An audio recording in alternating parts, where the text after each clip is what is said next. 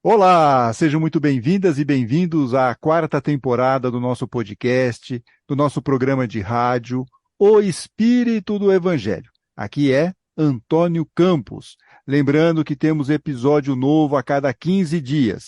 Quarta-feira sim, quarta-feira não. Para não perder nenhum episódio, inscreva-se em nosso canal no YouTube ou nos aplicativos de áudio como o Spotify, Apple, Amazon Music, Deezer, Google Podcast, entre outros. No programa passado, nós tivemos um tema palpitante e procuramos responder a seguinte pergunta: por que temos tanta dificuldade para ler e entender o Evangelho? Junto com o meu colega Luiz Eduardo, tentamos entender as dificuldades e dar dicas de como podemos tornar essa leitura mais prazerosa e útil. E no episódio de hoje temos entrevista. Estamos recebendo com muita alegria o Wilson Garcia, jornalista, pesquisador espírita na Fundação André Luiz e presidente do Centro de Pesquisa e Documentação Espírita. Também é estudioso das obras de Herculano Pires. Aliás, ele é membro do Conselho da Fundação Maria Virgínia e José Herculano Pires. Escritor, tendo participação em cerca de 40 obras como Kardec é Razão, e também o livro que será abordado no programa de hoje, Ponto Final, o reencontro do Espiritismo com Allan Kardec. Seja muito bem-vindo, Wilson Garcia. Muito obrigado, é um prazer estar com vocês nesta gravação. E também participará aqui da nossa conversa o meu colega Luiz Eduardo, o nosso já velho conhecido aqui do podcast. Tudo bem, Luiz? Tudo bem, graças a Deus. Muito bem, Wilson. Seu livro Ponto Final, o reencontro do Espiritismo com Allan Kardec, tem um subtítulo interessante. Cartas de Kardec revelam mais sobre os bastidores do Espiritismo e as convicções do seu fundador. E um destes bastidores seria a relação entre Kardec e Jean-Baptiste Rusteng. Quem foi Rusteng, Wilson? Por que é importante saber da relação dele com Kardec e como isso influenciou o Espiritismo, principalmente aqui no Brasil? Perfeitamente. Kardec lançou o Livro dos Espíritos em 1857, primeira edição, 501 questões. Na segunda edição, já a obra foi totalmente modificada. Mas ela se tornou aquilo que hoje se chamaria de best-seller e causou uma repercussão muito grande uma espécie de revolução na compreensão do espiritualismo.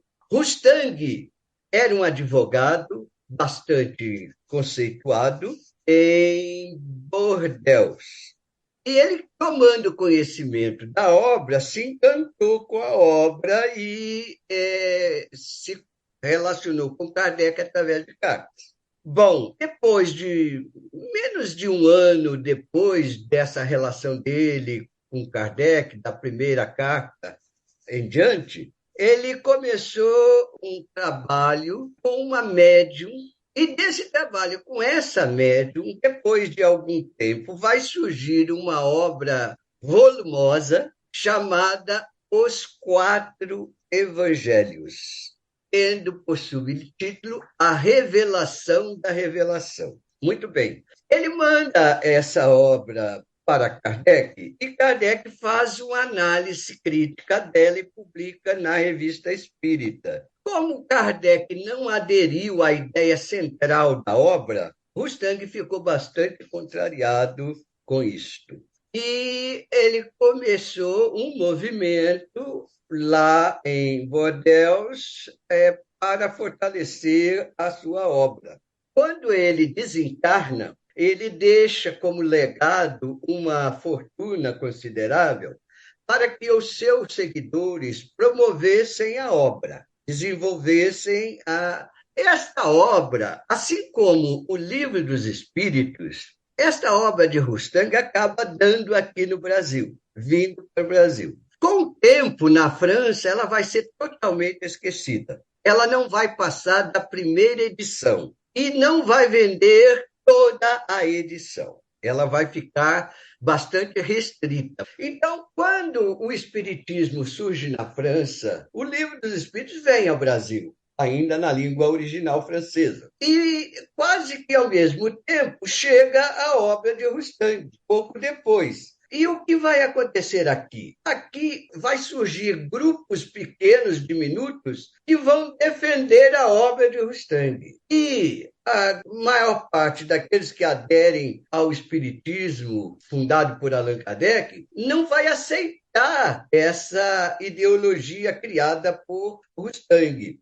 E o seu livro, Wilson, traz informações sobre essa relação entre Allan Kardec e Rustang, e muito por causa dessas cartas que foram trocadas entre os dois e que agora estão vindo a público, não é isso? Muito bem. Eu centrei a minha atenção na questão Rustang, a partir da documentação de Canuto de Abreu, das cartas de Kardec e dos outros documentos que estão disponibilizados já recentemente. Portanto, eu considero que esse livro, ponto final, O Reencontro do Espiritismo com Allan Kardec, ele deu uma amplitude de conteúdo ao assunto e ele, como que pode-se dizer, encerra a questão.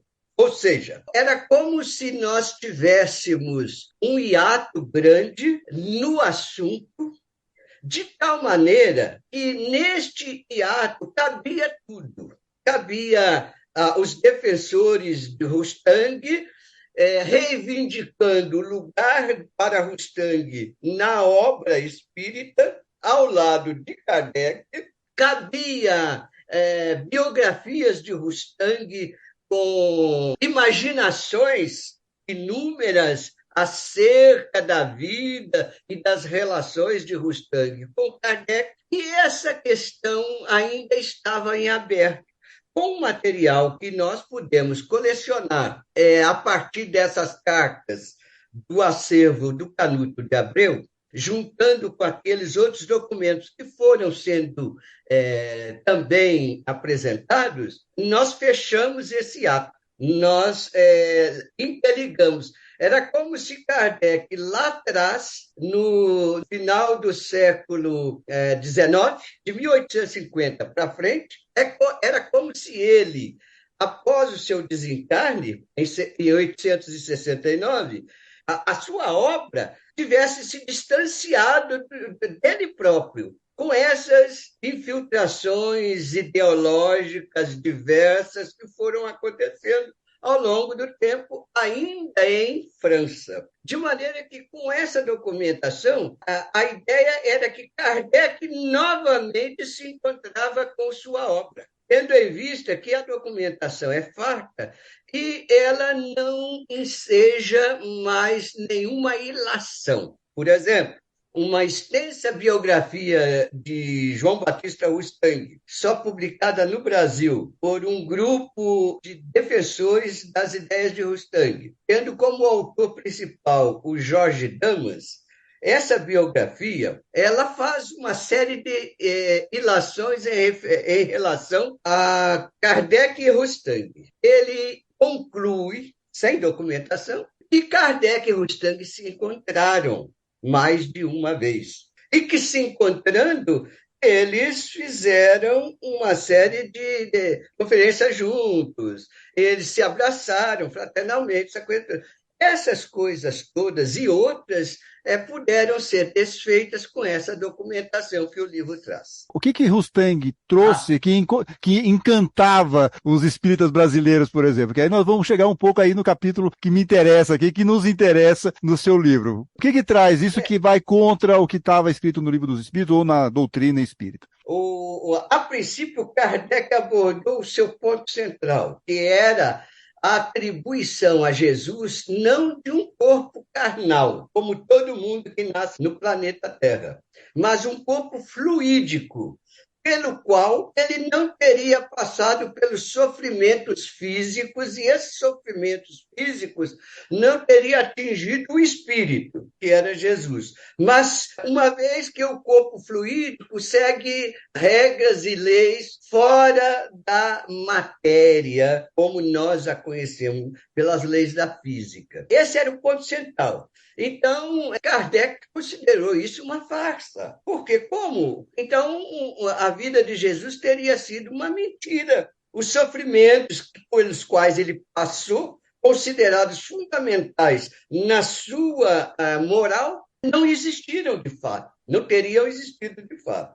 Então, Kardec abordou esse ponto, era o principal, muito bem. Porém, o estudo da obra vai revelar uma série de outros aspectos que confrontam as bases de Kardec. Por exemplo, Rustang defende que os espíritos, quando criados por Deus, evoluem em linha reta, ou seja, não precisam reencarnar para progredir, que é o contrário de Kardec. Kardec diz que todos precisam ter suas experiências na matéria para desenvolver o seu progresso moral e intelectual. Muito bem. Para Rustang, só reencarnam aqueles que decaem, que não evoluem em linha reta, sem passar pela matéria.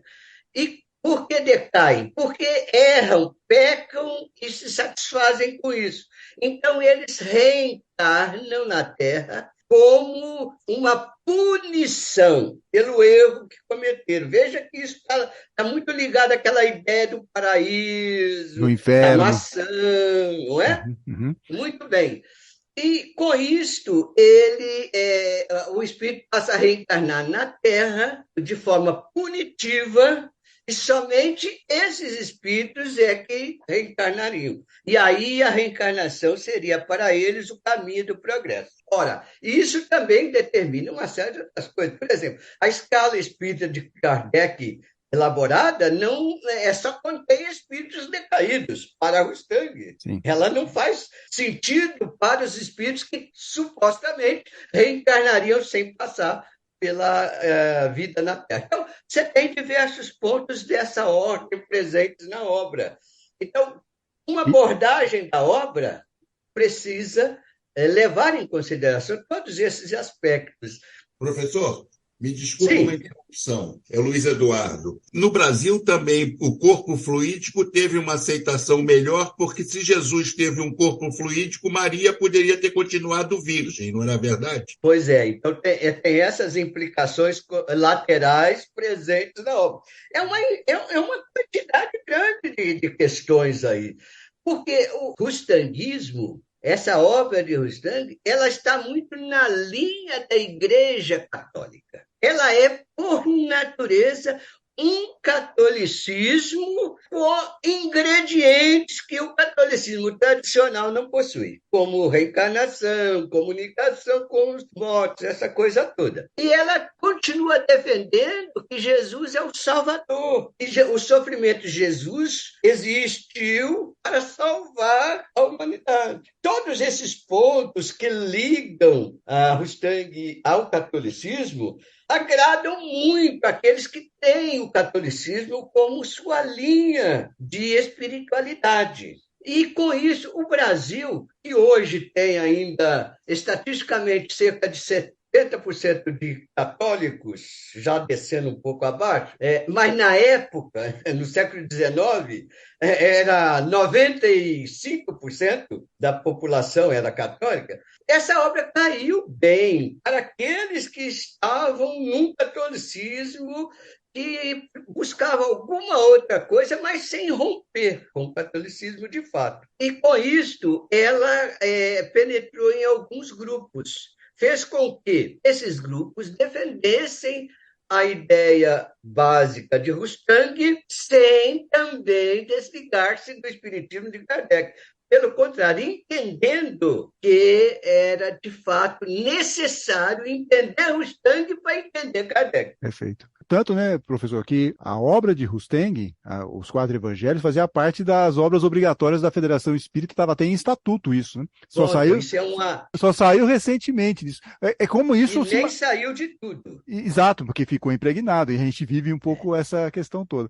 Essa entrada de Rustang, ladeado por Kardec no Brasil, e mais tarde, os rustanguistas assumindo a direção da Federação Espírita Brasileira, no finalzinho do século XIX, tendo à frente Bezerra de Menezes, fez com que o rustanguismo começasse o seu processo de mistura e de difusão mesclada com o espiritismo para o Brasil, através da Federação Espírita Brasileira. De tal maneira que a maioria dos espíritas atuais, eu posso dizer isso com muita tranquilidade, a maioria dos espíritas atuais não tem ideia de como as coisas estão. Eles defendem princípios que são de Rustang e não de Kardec, e não percebem que fazem essa defesa, difundem esses princípios confusos, de tal maneira que as coisas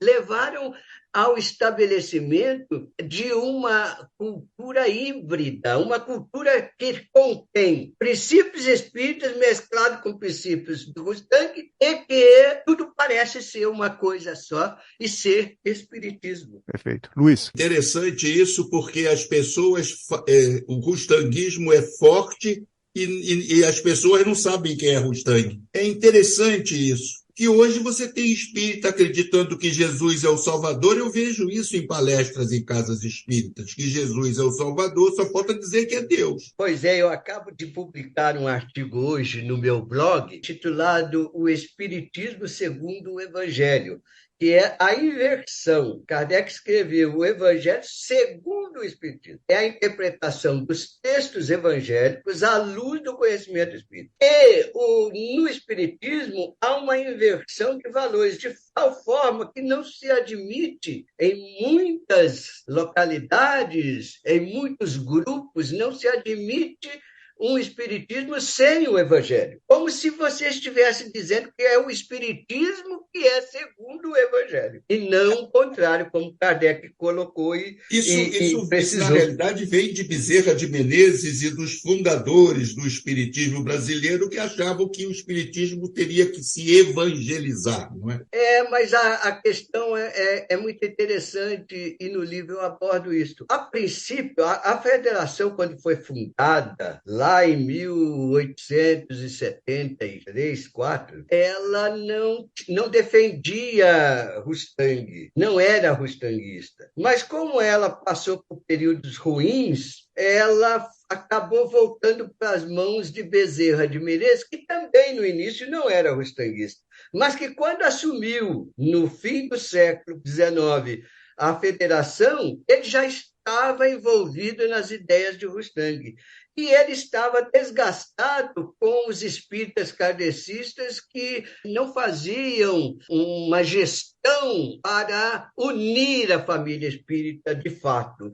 Então, com isso, ele foi envolvido pelo rustanguismo de um grupo de espíritas que adoravam Rustang. Aí ele levou o projeto Rustang para a Federação Espírita Brasileira. E com isso, a partir daí, é que ela começa a defender Rustang. Até então, ela não tinha entre os seus propósitos essa defesa do Rustang. Mas com a chegada desse grupo que defendia o Rustang, tendo Bezerra de Menezes como líder, as coisas foram facilitadas para a própria federação. Então, só para a gente fazer um resuminho rápido aqui, veio para o Brasil tanto a obra de Kardec quanto a obra de Rustang. Para os católicos aqui no Brasil, alguns católicos no Brasil que tiveram contato com o espiritismo, gostaram muito da ideia de Rustang porque dava para juntar aquela fé deles no catolicismo, mas agregando também um pouco do espiritismo. Como o senhor diz no livro, né, no capítulo 3, o espiritismo à moda católica. E nesse aspecto, eu acho que seria interessante, a gente não vai ter tempo, infelizmente, de falar sobre todas as peculiaridades aí do livro, das informações que o senhor levantou, mas acho que a gente podia ficar atento no capítulo 3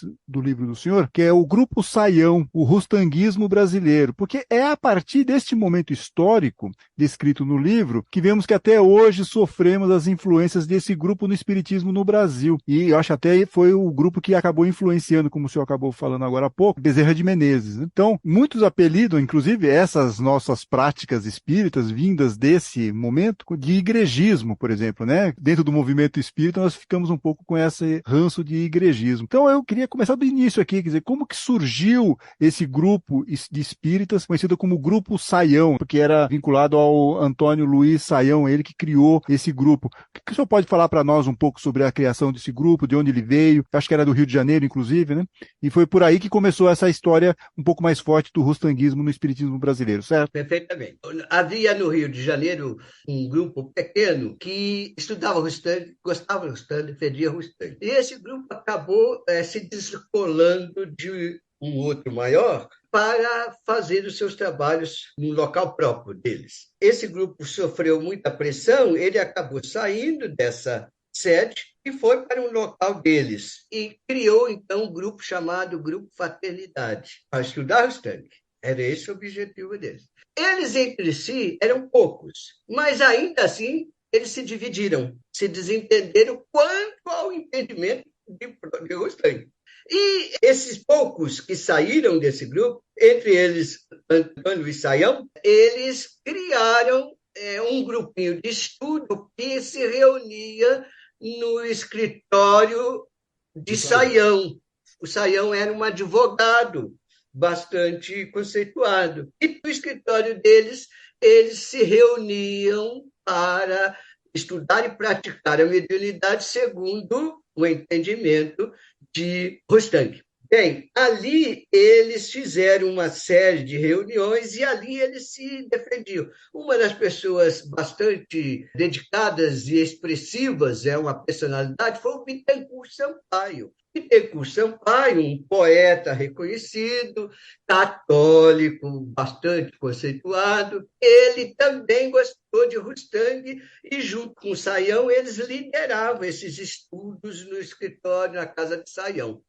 Bem, daí nós acabamos conhecendo a gênese do rustanguismo no Brasil. Por quê? Porque o grupo continuava sendo muito combativo. O grupo era essencialmente estudo dos evangelhos de Rustang e prática mediúnica, segundo o Rustang. Era muito semelhante ao que o Rustang fazia na França, não é? Na época dele. Muito bem. Então, ali, eles se defenderam, eles eram constituídos de 10 pessoas. 8, 10, depois entrou mais um, mais outro, mas nunca cresceu. E eles sobreviveram ali durante um tempo e até que se desintegraram também. Mas o grupo em si não parou de se reunir. 5, 4, sempre com Saião e Bittencourt na frente. Muito bem. Quando, numa certa altura da história, eles atraíram Bezerra de Menezes, Bezerra, já próximo de se tornar presidente pela primeira vez da federação, ele se integrou ao grupo do Saião. Nós vamos descobrir essa história escrita pelo próprio Saião. O próprio Saião escreveu um livro de título muito grande, chamado Trabalhos Espíritas de um Pequeno Grupo de Crentes Humildes. Olha que título. Só para a gente colocar uma linha do tempo, quer dizer, o Antônio Luiz Saião, ele cria esse grupo por volta de mais ou menos 1880. Corrija se eu estiver errado, aí que eu fiz uma pesquisa aqui, eu fiz uma liçãozinha de casa só para a gente colocar na linha do tempo. Aí, um ano depois, esse mesmo grupo muda de nome, vira o Grupo Ismael, confere isso? Não, na verdade, ele era o Grupo dos Humildes, daí o título do livro, mas era conhecido mais por Grupo Saião. Muito bem. Nesses grupos, Fraternidade antes, depois o Grupo Saião, é que se difundiu a ideia de que o mentor, o diretor do espiritismo no Brasil era Ismael, que foi tratado de anjo Ismael, para dizer que era um espírito da mais alta envergadura. Que inclusive vai dar depoimento lá, mediunicamente, nessas reuniões do Grupo Saião, certo? Ele vai aparecer lá, vai dar manifestações, parece que a Virgem Maria também, Allan Kardec, né? Parece que foi bem movimentado esse grupo espírita na época. Né? Então, e esses espíritas, defensores de Rustang, eles eram muito criticados porque se dizia já, à época, eles só recebiam um espírito de alta envergadura, o que de fato era verdade. Então, por Imagina, ali né? só passava, Quem você recebeu? só O passava anjo espírito. Ismael. Quem que você recebeu? A Virgem Maria. Tem até o É, relato de Jesus, né? Jesus também envia uma mensagem como. não, Isso, Jesus presencialmente. perfeito. Jesus presencialmente, né, dando mensagem no meio deles.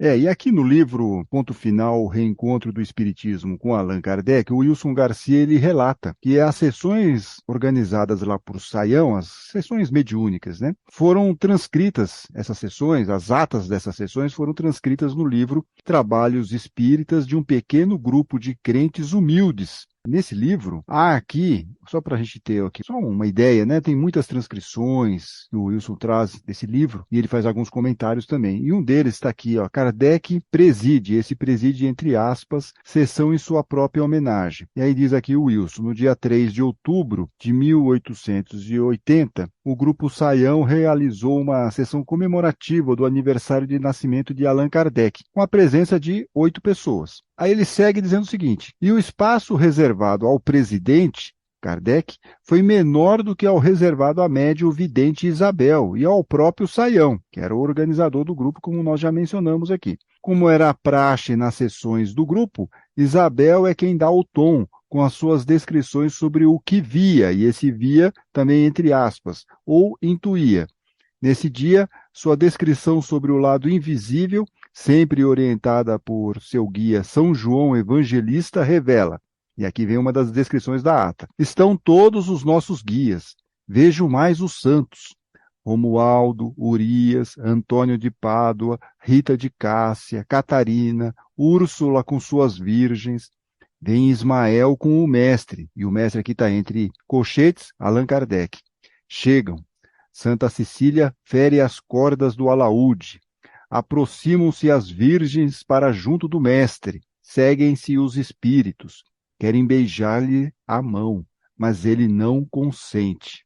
Então aqui vocês podem perceber que temos aqui uma descrição de como eram essas sessões mediúnicas na época do grupo Saião, que estamos aqui comentando, e todos esses relatos estão sendo trazidos aqui pelo livro do Wilson Garcia, o Ponto Final, o Reencontro do Espiritismo com Allan Kardec, mas também fazia parte, né, a íntegra dessas atas preparadas por Saião, foram publicadas no livro Trabalhos Espíritas de um pequeno grupo de crentes humildes, obra essa que foi publicada em 1893. E aí você descobre esse livro, porque esse livro que nós citamos, ele ficou sumido das estantes por mais de 100 anos. A FEB oferecia esse livro, mas ele, de repente, parou de oferecer. E o livro ficou desconhecido, praticamente desconhecido no Brasil. Com pesquisas incisivas, se conseguiu um exemplar deste livro.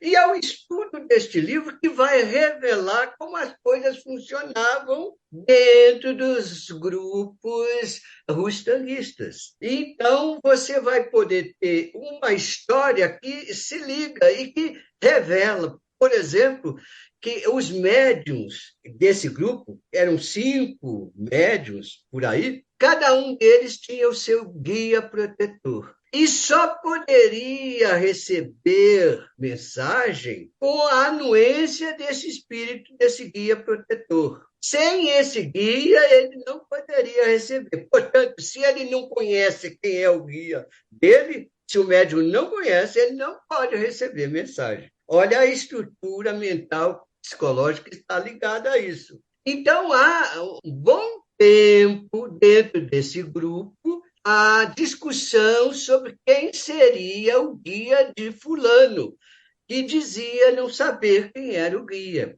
Até que eles concluem que o guia dele é fulano de tal, é um padre, é um frei, é um espírito lá. Muito bem, a partir desse momento ele poderia receber as mensagens tranquilamente. Então, quem coordenava tudo, era o suposto guia do sujeito.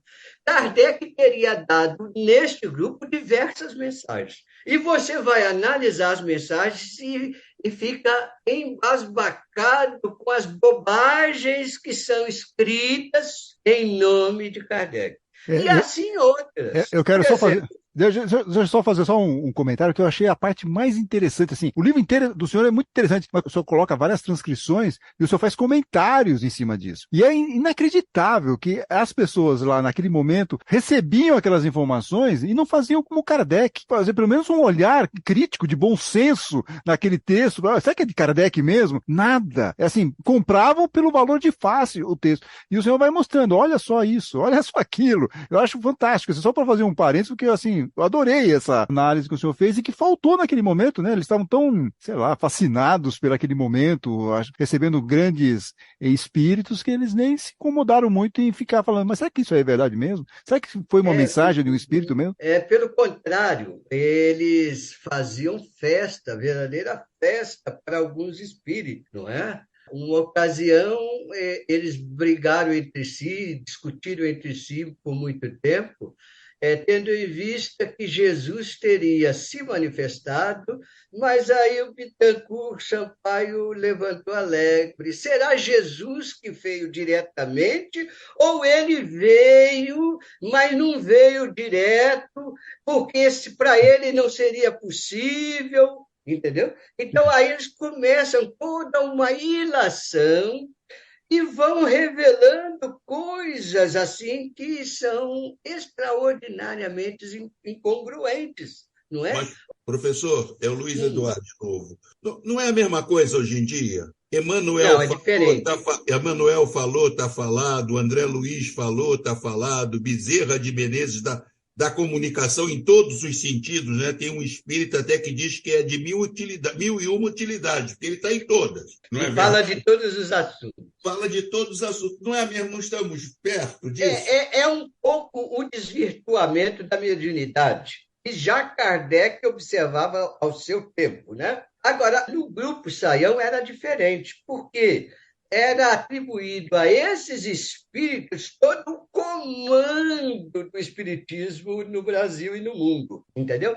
E as mensagens, quando eram analisadas, não eram analisadas no sentido crítico de buscar as incongruências dela, mas no sentido de dar o aval a elas. Então, claro que passaram mensagens, por exemplo, tem uma mensagem de Kardec, atribuída a Kardec dessa época, que fala da união dos espíritas, e é considerada extraordinária até hoje pela FEB e muitas federações estaduais, mas que é daquela época e que é uma mensagem grande, enorme, mas que você não vê Kardec de fato nela. Uma análise, né, de bom senso, desse conteúdo revela isso, mas até hoje ela é defendida pelos espíritas das federativas e, claro, da Federação Espírita Brasileira, como sendo a mensagem de Kardec, de fato. Então, isso tudo já cria o ambiente favorável para a aceitação de mensagens, sejam elas quais forem. Enquanto Kardec defende que não importa quem é o médium, não importa quem é o espírito que assina, importa considerar o conteúdo e as suas relações com o bom senso, com a lógica, não é? Mas perdeu-se já isso naquela época e ficou muito mais fácil hoje a se aceitar tudo, só tendo validade o nome do médium que publica, que recebe aquela mensagem. Sendo desse médium, é aceito indiscutivelmente. Então, por exemplo, você hoje tem inúmeras falas de Emmanuel que não deveriam ser aceitas. De André Luiz, o mesmo. Tem coisas muito boas deles? Tem, é verdade que tem. Mas tem coisas que não deveriam ser aceitas, fogem à realidade, são contestadas pelo tempo atual, pela cultura atual, pelos estudos atuais, mas que são validadas de qualquer forma. Então, por quê? Porque tem a assinatura do Chico Xavier, um extraordinário médium. Ninguém no mundo fez um trabalho semelhante ao dele no campo do conhecimento, mas que era médium capaz de acertar e errar. De qualquer forma, quer dizer, a gente vê que nesse momento, essa gênese, vamos chamar de gênese, né? O grupo Saião, aquele começo e tal, ele vai tendo uma série de desdobramentos que nós estamos aqui só conversando um pouquinho, já estamos vendo várias coisas, né? Que estão até hoje impactam no movimento espírita, né? Começou de lá, né? Tanto essa parte mais religiosa, como também essa questão de não discutir ou não colocar numa discussão ou numa análise as mensagens mediúnicas. Aí você começa a ter, então, os médiums superstars, você começa a ter, veio uma mensagem mediúnica incontestável, você não pode falar nada, né? Então, tudo isso começa nesse processo. E que vai piorar um pouquinho mais lá pelo meio do 1950 e tudo mais, quando vem, então, aqueles esoterismos que são incorporados ao movimento espírita, e hoje a gente fica dando uns passes aí que é para limpar chácara, mas não é chácara, é centro de força e tudo mais, que o Herculano Pires, né, falava muito sobre isso, fazia muitas críticas em relação a mais essa onda de situações que acabam invadindo o movimento espírita. Agora, o que eu acho que é importante é a gente entender o seguinte, que se a gente não ficar atento a essas questões históricas, nós vamos nos distanciar cada vez mais de Kardec, que é o que eu acho que acaba acontecendo hoje. A gente gosta do modismo, a gente gosta do esoterismo, a gente gosta do espiritualismo, mas isso não quer dizer que está conversando com Kardec. Mas me parece que falta isso para o espiritismo hoje, quer dizer, voltar a essa origem, voltar a esse contato mais íntimo com Allan Kardec e deixar um pouco de lado algumas coisas que acabaram sendo incluídas na mudança, né? Kardec vem sendo, de certo modo, esquecido, né, professor? É pouco compreendido, eu diria, né? Essa questão a gente tem que considerar que ela já começa após o lançamento do Livro dos Espíritos. Quando Allan Kardec cria a Sociedade Parisiense de Estudos Espíritas, uma providência muito útil na época dele, né? Ele também abre o espaço para a divergência. Então, essas divergências já vão acontecer no núcleo de Kardec, porque vão aparecer médiuns e vão aparecer pessoas que querem incutir ideias que Kardec não vê com bons olhos. E daí começa a haver esses contrastes, esses conflitos, melhor dizendo. Muito bem. Claro, nenhum autor de qualquer obra filosófica ou outra há de pretender que será compreendido integralmente por quem o lê. É normal o processo de decodificação da obra escrita e de entendimento segundo as condições culturais, psicológicas do leitor. Isso vai acontecer. O grande problema é quando você deixa de aplicar as orientações para que este conhecimento seja validado. No caso do Espiritismo, nós temos que estar sempre revendo a maneira como a mediunidade é praticada e como ela é difundida, utilizada.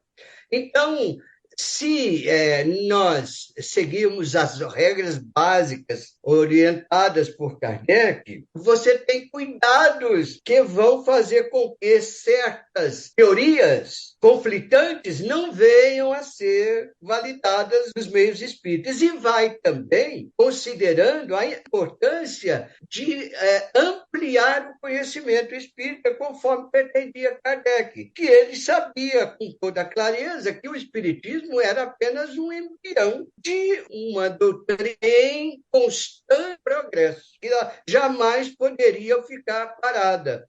Ora, mas se você não segue essas regras, eu diria regras de bom senso, ou método de Kardec, você acaba criando obstáculos para o próprio progresso da doutrina. Então, você vê isso muito hoje. Muito. Todo espírita há de dizer que a doutrina é progressista, há de dizer. Mas o entendimento desse progresso da doutrina é que é o grande nó que existe. Por quê? Há um conservadorismo forte que obsta e impõe uma barreira ao progresso da doutrina. Em tese, nós compreendemos que a doutrina é progressista, conforme defendia Kardec, e o bom senso revela. Isso não seria pelo fato de nós não termos mais o hábito de questionarmos os espíritos, como Kardec? Pois é, então, isso vem já da época de Kardec, fora do grupo de Kardec. Que, por exemplo, o Rustang aceitava o que os espíritos diziam e ainda reforçava aquilo de maneira que ele só questionava quando ele tinha que defender suas próprias ideias. Mas o bom senso dele era distante daquele bom senso que Kardec sempre pregou.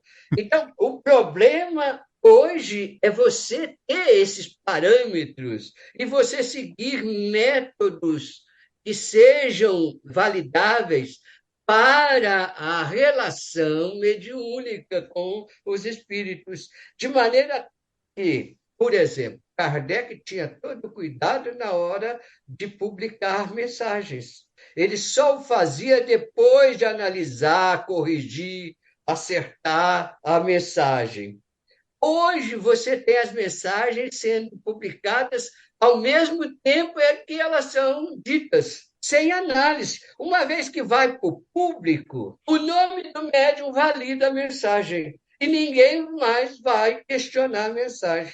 Então você traz hoje a discussão, por exemplo, a tese de que Chico Xavier é a reencarnação de Allan Kardec. Aí vem um médium e recebe uma mensagem de um espírito e assim que ele termina de receber, ele lê para o público e defende que Chico Xavier é Allan Kardec reencarnado. Ora, uma vez que isso é feito sem ponderações, sem análise, sem cuidados próprios, ninguém mais controla, né?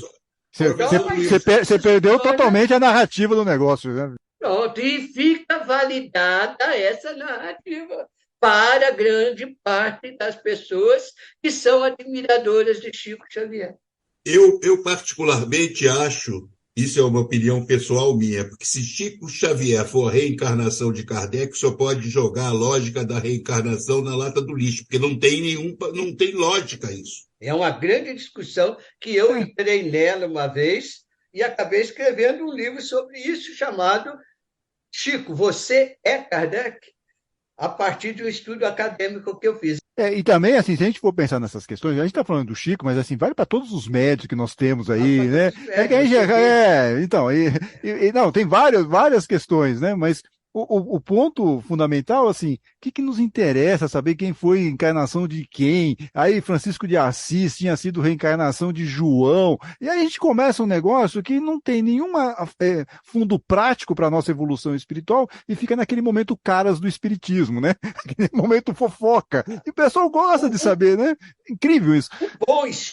Um bom estudo sobre reencarnação, pesquisa, é ótimo, é válido. Para atender só curiosidade é que cria problema, porque aí você vai defender pontos de vista como se eles fossem regras, como se eles fossem parte da verdade, não é?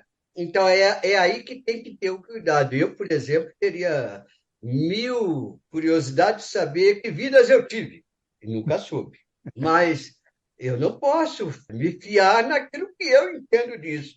Eu precisarei fazer um estudo completo para defender qualquer coisa. Então, nós temos, na literatura espírita no Brasil, alguns autores que levantam hipóteses de fulano ser reencarnação de ciclano. Você tem aí o Hermínio Miranda, você tem aí o Jorge Rizzini, você tem alguns autores que se lançaram a isso. Agora, nenhum deles afirmou taxativamente, porque para afirmar precisaria de evidências. E espírito não tem RG, né? Não dá para a gente pegar. Qual é o seu RG? Mostra o seu documento aí para a gente saber quem foi o senhor nas vidas anteriores. É duro. Eu acho que assim, obviamente, fazer uma pesquisa sobre reencarnação, tentar descobrir vidas passadas, no sentido de ter isso de um jeito mais científico, ok, mas aí a gente vai só para esse universo mais da fofoca, fica só essa questão e não chegamos a lugar nenhum. Mas dá Ibope, né? Ah, fulano de tal foi encarnação de não sei de quem. Da Ibope serve de elemento de divinização do espírito ou do médium, né? Ou seja, Também isso. Então, um pouco oráculos isso. da verdade. Né? Perfeito. Aí desfilam uma série de outras questões, como alguém, com base em coisa que o Chico Xavier teria dito, afirma que o fim do tempo vai estar programado para tal época, aí vem a época, passa e não aconteceu, aí ele começa a reformular o entendimento dele e garante que errou na interpretação, mas que fica valendo para tal data, e aí começam as coisas. Mas nesse caso específico não é nem mediunidade, né? Quer dizer, é como se fosse assim, eu fui amigo e eu tenho informação que ele nunca falou para ninguém, e aí vai ganhar, tá 30 anos assim. Aí é outro departamento também, porque ajuda a vender livro, ajuda a vender uma série de coisas, né? É outro, é outro problema que nós temos que administrar. São muitos os problemas, muitos os desafios, né? Eu só gostaria de firmar essa ideia que eu defendo no livro e no capítulo final, de que a doutrina espírita e a doutrina de Rustang caminharam lado a lado. O Livro dos Espíritos, a partir de 1857, a obra Os Quatro Evangelhos de Rustang, a partir de 1865. A partir desse ponto, elas caminharam em paralelo. No mundo todo, Rustang foi esquecido, na França, em qualquer lugar.